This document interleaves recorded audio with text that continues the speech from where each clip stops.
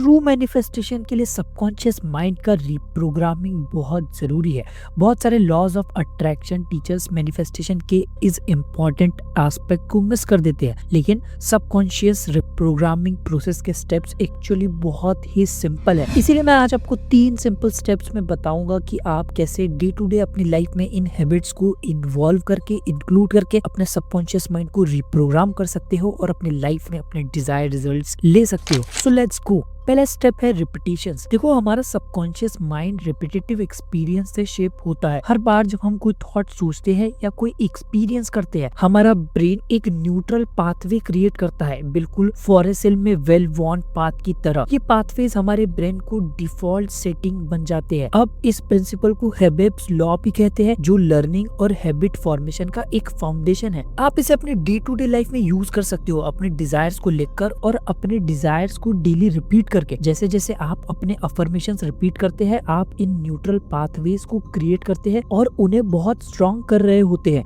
आप अपने डिजायर्स को अपने सबकॉन्शियस माइंड की न्यू डिफॉल्ट सेटिंग में कन्वर्ट कर रहे होते हैं। ये बिल्कुल वैसा ही है जैसे आप कोई नया इंस्ट्रूमेंट सीखते हैं या कोई नई लैंग्वेज सीखते हैं। जब आप उसको रिपीटेटिव करते हैं और हर दिन प्रैक्टिस करते हैं, तो आपके सबकॉन्शियस माइंड में एक डीप इम्प्रिंट हो जाता है उस लैंग्वेज या उस इंस्ट्रूमेंट का, और वो आप रिपीटेटिव करके उस फीलिंग के साथ उस काम को, उस स्किल को सीख जाते हो। सेम आपको यहाँ भी करना है। Step number 2, feeling and emotions. हमारा ब्रेन इवॉल्व हुआ है इमोशनल एक्सपीरियंस को प्रायोरिटी देने के लिए, क्योंकि ये हमारे एंसेस्टर के सर्वाइवल के लिए भी क्रूशियल था। ये इमोशनली चार्ज एक्सपीरियंस हमारे ब्रेन और माइंड पर स्ट्रॉन्ग इम्प्रिंट छोड़ देते हैं। जैसे आप अपने अफर्मेशन रिपीट करते हैं, अपने इमोशंस को इंगेज करते हैं, इमेजिन करके कि आप कैसा फील कर रहे हैं अगर आपकी डिजायर्स आपकी रियलिटी बन जाए तो। ये स्ट्रॉन्ग इमोशंस इंगेजमेंट आपकी डिजायर्स को आपके सबकॉन्शियस माइंड में प्रायोरिटी देने में हेल्प करते हैं, क्योंकि आप जो भी इमेजिन कर रहे हो, जो भी सोच रहे हो, अगर इसकी इंटेंसिटी हाई होगी तो आपका सबकॉन्शियस माइंड डिफरेंस नहीं कर पाएगा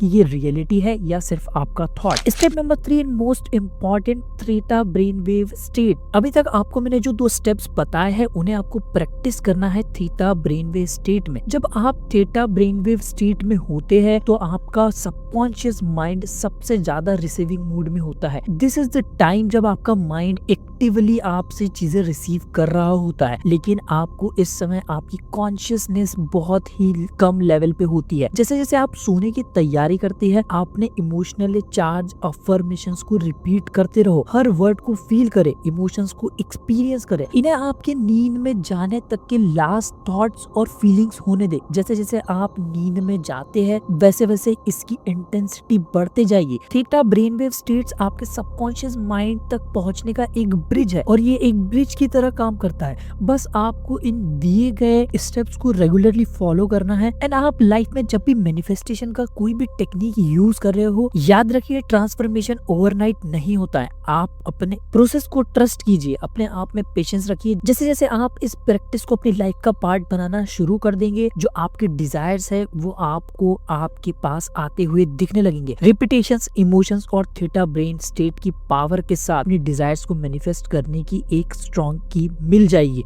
अब आपको स्टार्ट करना है, और अगर आप आज से ही स्टार्ट करने वाले हैं तो कमेंट सेक्शन में स्टार्ट जरूर लिख के जाना।